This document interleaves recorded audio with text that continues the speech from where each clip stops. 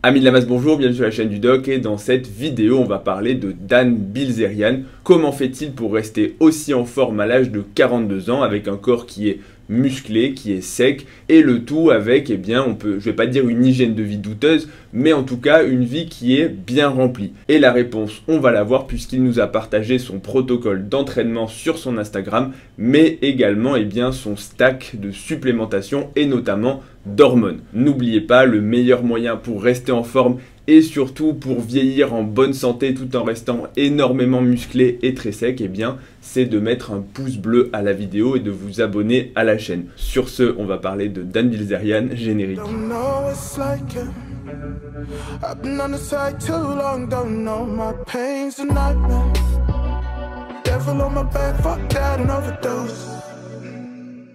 Bon, Dan Bilzerian, je suis pas sûr qu'il faille forcément le présenter. Ce n'est pas nouveau qu'il utilise des produits dopants. Je pense qu'il ne s'en est jamais vraiment caché de son utilisation à la fois de stéroïdes anabolisants, mais aussi de party drugs, donc en gros des drogues de synthèse pour faire la fête. Mais récemment, on a eu en story sur son compte Instagram, et d'ailleurs je remercie l'ami de la masse qui me l'a partagé, on a eu son protocole d'entraînement, mais surtout de supplémentation avec toutes les hormones qu'il utilise pour nous expliquer en détail son stack. Et donc c'est de ça dont on va parler aujourd'hui finalement, pour toutes les personnes qui se posaient la question de comment maintenir un physique très musclé. On va pas non plus utiliser des euphémismes et quand même très sec pour avoir un physique qu'il maintient à l'année. Là on parle pas d'une personne qui va faire des compétitions ou une sèche pour l'été. Sur toutes les photos où on voit Dan Bilzerian et notamment on en voit régulièrement puisqu'il est très actif et surtout qu'il passe sa vie, je vais pas dire à poil, mais en tout cas il passe sa vie relativement dénudé sur ses bateaux à faire des activités, avec entouré, on va dire très bien entouré. Je vais pas rentrer plus en détail dans ce sujet-là. Concernant sa routine, il y a deux parties dans ce qu'il nous partage. La première, c'est tout le versant hormonal avec sa supplémentation entre gros guillemets. Et la deuxième, ça va être son alimentation, sa routine de stretching, etc. d'entraînement au sens plus, on va dire, noble du terme. Et la première partie, je pense que c'est celle qui vous intéresse. On va avoir la réponse sur ce que prend Dan Bilzerian. Et est-ce que c'est une réponse qui est minimisée ou ce qui est honnête? Je pense que vu la quantité de produits qu'il prend, je pense que c'est une réponse qui est relativement honnête. Il y a certaines personnes qui vont vous dire ouais, je prends juste un petit peu de TRT et puis tu les vois, ils sont énormes. Là pour le coup, je pense que quand on voit son protocole avec le nombre de molécules qu'il utilise et notamment les stéroïdes, en tout cas la TRT, en tout cas les dérivés de la testostérone, le physique qu'il affiche, qui est musclé mais qui n'est pas non plus délirant, je pense qu'il y a de fortes chances que ce soit ce qu'il prend réellement. Donc on va rentrer là-dedans directement. La première chose, il prend de la testostérone et différent, alors dans le contexte bien sûr de la TRT, mais il prend donc de la testostérone, du nandrolone, le 10 mg de NPP et les 15 mg de dihydroboldone, en plus de l'arimidex. Donc la TRT, c'est de la thérapie de remplacement de la testostérone qui est normalement destinée aux hommes qui ont une testostérone qui va décroître avec l'âge, un taux de testostérone qui va faiblir naturellement, mais dans l'usage en tout cas qu'on en fait en France, c'est pour les hommes qui vont avoir des symptômes de cette testostérone basse. Après, il y a des gens qui vont utiliser la TRT même sans forcément avoir de symptômes pour maintenir un taux qui est plus haut ou en tout cas qui est plus élevé que ce qu'il devrait être. Et aux États-Unis, c'est très différent de la pratique qui est faite en France. Vous avez tout un tas de cliniques anti-âge et spécialisées dans les prescriptions hormonales qui vont sous couvert bien sûr de paiement, puisque aux États-Unis tout se paye, en France aussi, mais il y a beaucoup de choses qui sont prises en charge par la Sécu, et notamment je pense que la TRT, si je ne dis pas de bêtises en France, si elle est sur prescription médicale et qu'il y a une indication donc médicale, elle est remboursée. Aux États-Unis, vous payez tout de votre poche, mais du coup il y a un vrai business et donc on peut avoir accès à ces produits et sur prescription médicale de façon beaucoup plus libre, encore une fois, sous réserve que vous ayez les moyens. Et vous allez voir que vu le nombre de molécules et surtout vu son protocole d'entraînement, n'est pas Dan Bilzerian qui veut. Je pense que la plupart des gens qui s'entraînent en salle de sport ne pourraient pas faire le quart de ce qu'il fait. Donc ça, c'est donc de la testostérone. Et on nous dit ensuite prendre de l'arimidex qui est une anti-aromatase, puisque plus vous avez un taux de testostérone élevé et plus cette testostérone va être convertie, va être aromatisée en œstrogènes, c'est par des hormones qui sont naturellement présentes dans le corps, les aromatases. Les œstrogènes, ce sont les hormones sexuelles femelles, entre guillemets féminines, qui vont conduire chez les hommes à des effets secondaires, notamment le plus fréquent, et en tout cas le plus, on va dire, emblématique, c'est la gynécomastie, c'est-à-dire le fait d'avoir les glandes mammaires, donc les seins, qui vont pousser chez les hommes. Donc l'arimidex, c'est un produit qui est utilisé en médecine pour lutter justement contre ces aromatases, les diminuer et donc diminuer la conversion de testostérone en œstrogène et donc in fine éviter les effets indésirables de cette conversion, puisque plus vous avez de la testostérone élevée et plus vous allez aromatiser, ça dépend des molécules, mais globalement on va dire que c'est à peu près proportionnel, et donc plus vous allez avoir d'œstrogène. Donc c'est pour ça que vous pouvez avoir beaucoup de testostérone mais aussi beaucoup d'œstrogène et donc avoir une grosse masse musculaire, avoir des effets, on va dire, de la testostérone tout en ayant des effets secondaires à cause de ces œstrogènes et notamment de la gynécomastie. Ensuite, qu'est-ce qu'il prend? Il prend du NAD+, donc le NADH ou le NAD+, c'est la forme oxydo réduite, ça dépend de la molécule, mais c'est globalement un cofacteur qui va faire pas mal de réactions au niveau des cellules. C'est globalement un antioxydant qui va prévenir le vieillissement cellulaire. Et à la limite, pourquoi pas, on va dire que ce serait un des compléments qu'on pourrait trouver en vente libre. Alors je ne sais pas exactement si c'est libre, mais en tout cas c'est un des compléments qui ne me choque pas dans le principe. Après, je vous dis, j'ai pas fait la bibliographie dessus, donc peut-être que je dis une bêtise, c'est à prendre avec des pincettes. Ensuite, on va rentrer dans tout ce qui est hormones de croissance, donc la GH et ses dérivés synthétiques, notamment la thésamoréline et l'ipamoréline. Donc oui, Dan Bilzerian tourne à l'hormone de croissance, comme de très nombreuses célébrités d'Hollywood, et ailleurs d'ailleurs, il n'y a pas qu'à Hollywood qu'on utilise de la GH, mais c'est vrai que c'est une hormone qui est décrite comme étant un petit peu anti-âge, puisqu'elle peut favoriser en fait la prise de masse musculaire, elle diminue aussi le taux de masse grasse, et elle peut avoir d'autres effets qui vont être appréciables, et donc c'est pour ça que avec, je le précise, des effets secondaires qui vont être relativement faibles tant que vous prenez des petites doses.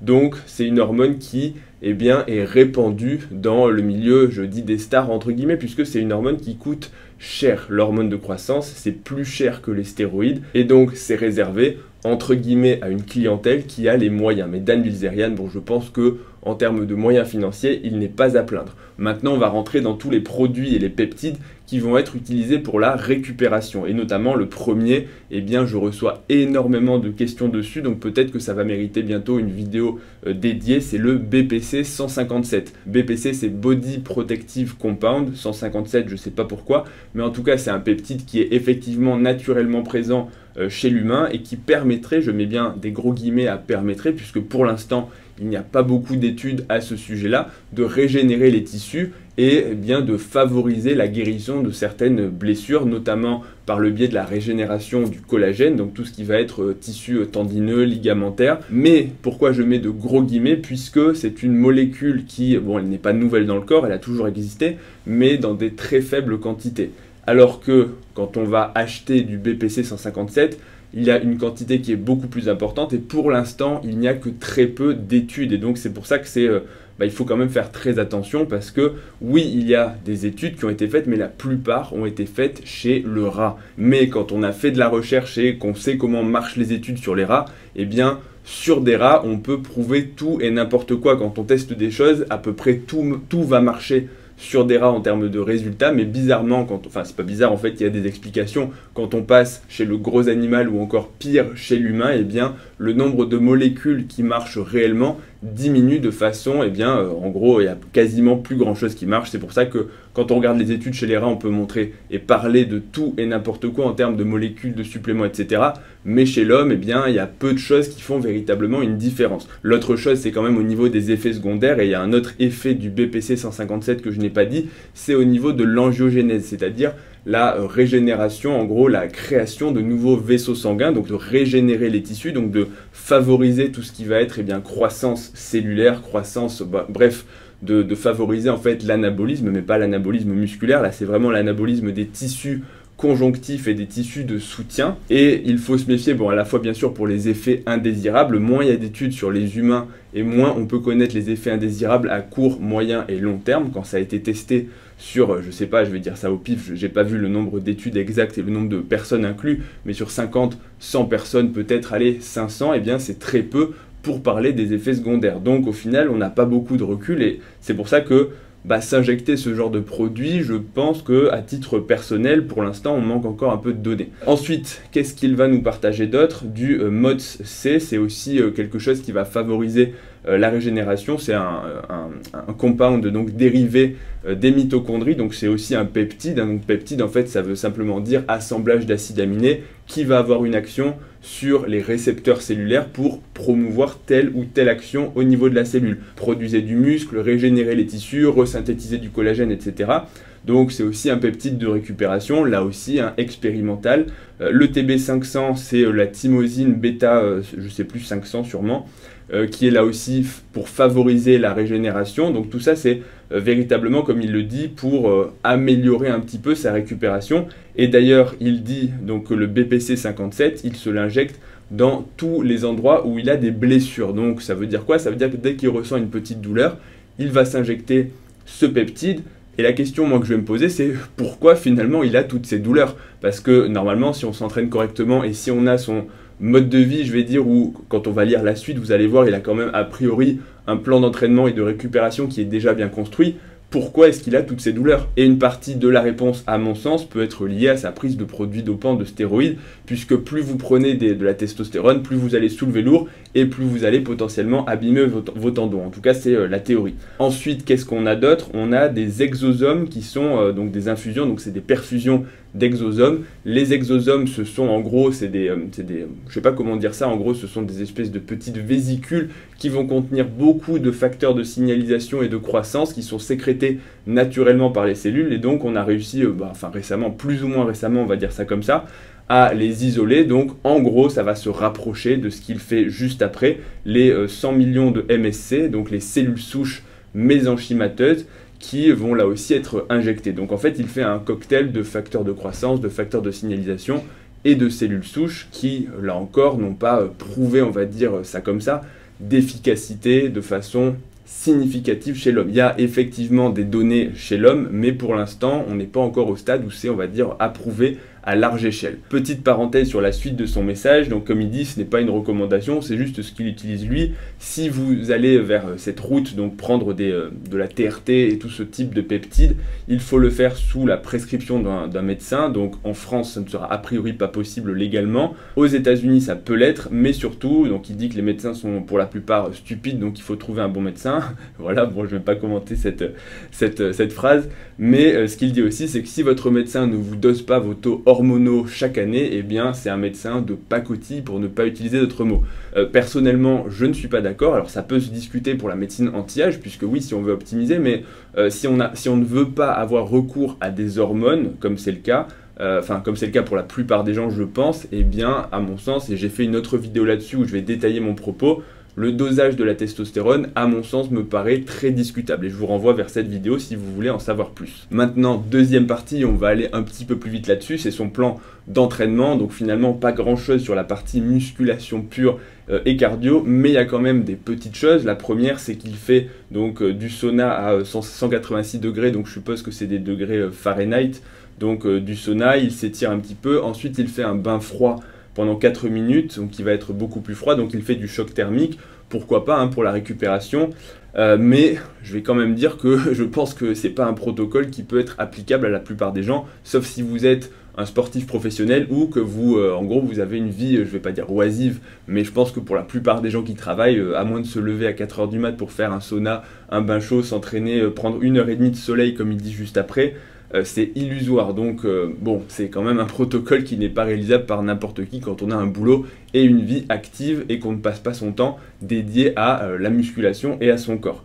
Ensuite, qu'est-ce qu'il va faire? Donc comme il dit, 1h30 de soleil. Alors le soleil, j'en ai, je pense, déjà parlé aussi, mais c'est quand même, faites attention au soleil, trop s'exposer au soleil, ça produit des radicaux libres, ça favorise le cancer de la peau et ça fait quand même du vieillissement cutané prématuré. Donc le soleil, oui, c'est bien à petite dose, mais 1h30, bon après ça dépend où est-ce qu'il habite, etc. Ça dépend de la couleur de la peau. Bien sûr que si vous avez une peau blanche comme moi, vous allez choper des coups de soleil et vous allez mourir d'un mélanome à l'âge de très jeune.